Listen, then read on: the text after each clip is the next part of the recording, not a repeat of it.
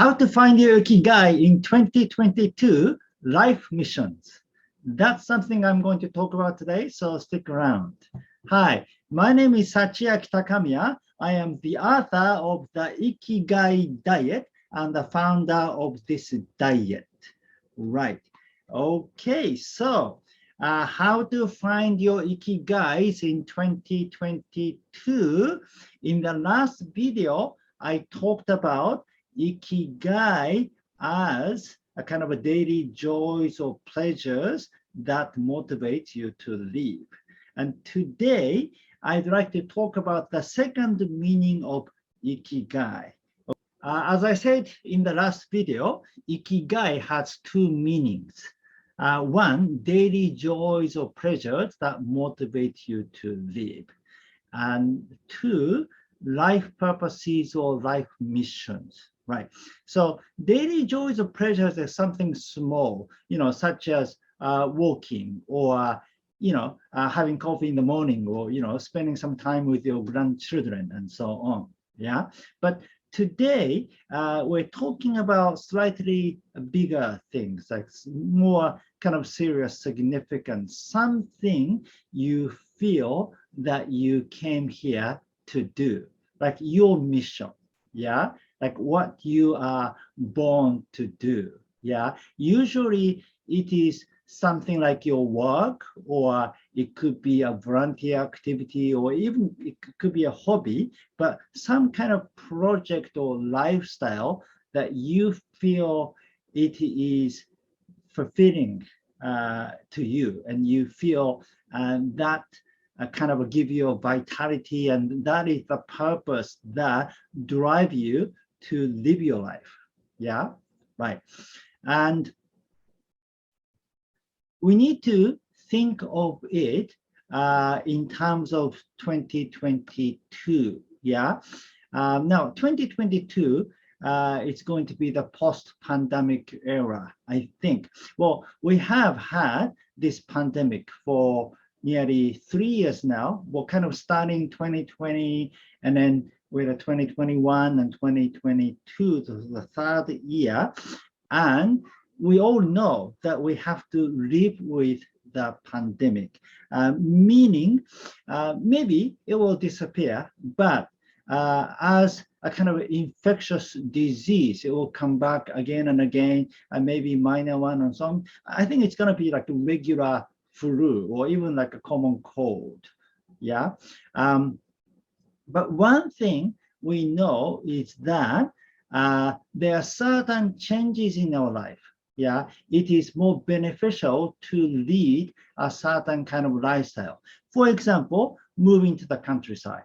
Yes, I mean, I live in the countryside, and I can tell that there is so much difference, yeah, from living in cities. Yeah, in terms of pandemic, yeah, because there's less people. Yeah, you have a less chance of going to the crowd. Yeah, when I go to a supermarket, there are some people, but not that many people. When I go Nordic walking every morning, I don't meet anyone, right? So it is different from living in a city where if you go to a park, there are many other people running or walking. So moving to the countryside is one thing that many people have started doing now because of it. Yeah, or just leading a healthy lifestyle in general, because you need to stay healthy to not catch any kind of a lifestyle diseases such as diabetes or cancer, because that can give you a high risk for infectious diseases, right? So you need to boost your immune system. That is a must for everybody now, right? Okay, now, but also when you think of your life purposes or life missions, yeah, you don't only think about this year, yeah, because you want to continue doing it for many years, maybe for next 3 years, 5 years, 10 years, or 20 years, right? So you need to think ahead how the world will be like in 2023, 2024, and so on. right? To look at the direction of the world, you can think of the shift, yeah, from the age of earth to the age of air. Now, today, I'm not going to detail about it. If you want to know more about it, please watch my other video. It's called, Is the Age of Air a Japanese Phenomenon? Yeah. But anyway, so many astrologers say that we are shifting from the age of earth to the age of air. There was a great conjunction in December 2020, and then since 2021, we have entered the age of air, and it's continued for the next 200 years or so, right? And then one shift, yeah, between the two is shifting from materialistic values to spiritual values.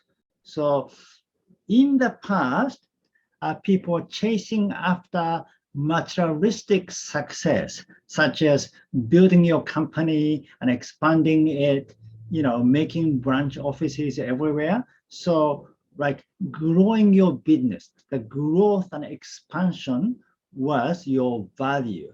Or many people chasing after becoming famous. If you're an artist or, a writer or athlete, you want to be famous. Yeah. But that is changing now. But that will shift to more like spiritual values. You don't have to be successful in the old sense to feel happy, to be respected. Yeah, you can just live a very simple life, but enjoy what you're doing with the people you love. That can be as valuable as becoming successful, right? And then in the age of air, your personal happiness is always tied with social happiness. Because when you become spiritual, yeah, you don't want to just make you happy. You want other people happy too. And you feel happy when your friends are happy. You feel happy when the rest of the society is happy. So personal happiness and social happiness are tied together in the new era. So when you think of your life purposes or life missions, you want to think of something makes you happy as well as making society happy. Yeah. To find it, you can think of something you like, what you like, yeah, and possibly what you are good at. Because if you do something you're good at, you can give value to the community. You can give value to the people around you, or a society in general. Yeah, but it has to be something you like because you want to enjoy. That's why it becomes your ikigai. That's why it makes you want to live, because you enjoy that activity. Yeah, as I said, it could be your work, it could be a volunteer activity, or it could be a hobby. Anything is fine as long as you find something you like and something you're good at. Now, when I say something you're good at, it doesn't necessarily be your skill. Yeah, it could be your circumstance. For example, the language you speak. Like if you are in a Spanish-speaking country, you speak Spanish, you're a native speaker of Spanish. And that is a skill, because many other people, I don't speak Spanish, many other people don't speak Spanish. So being able to speak Spanish, yeah, is something you can give value to people who don't speak Spanish. Yeah, or maybe you live in the countryside, and then you can give value to people who live in cities. Or the other way around, if you live in the city, maybe you have advantage over people who don't live in cities. Yeah, or if you're men, or if you're women, or if you're a certain race or culture, your circumstance can give you some kind of advantage for you to contribute to other people, right? Yeah, so just anything you like and you are good at, or you can maybe contribute, yeah, and then that makes you happy and makes society happy.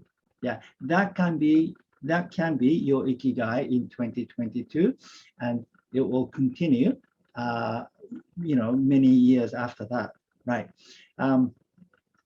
For more detail, I actually wrote 2 ebooks. Yeah, one is called Ikigai Business, the other Zen and a Way of Sustainable Prosperity.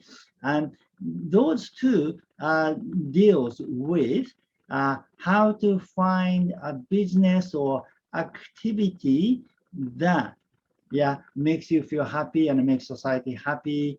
And especially Zen and a Way of Sustainable Prosperity, it goes into a detail of how to find your activity, especially business, and how to plan, how to make it successful, right? Ikigai Business is a short version of the book. It's much shorter than Zen and a Way of Sustainable Prosperity. But if you just want to know how to find your business that makes you feel happy and society happy, then you can first read Ikigai Business. Okay, so in any way, I hope that 2022 will be a great year for you, and I hope you'll find your ikigais, both daily joys and pleasures that motivate you, and your life purposes and life missions, right? Okay, so thank you for watching today. Again, my name is Sachiaki Takamiya, the author of the Ikigai Diet. Okay, so if you like this video, please give me your thumb up and subscribe to my channel, and I'll see you in the next video. Live with your Ikigai.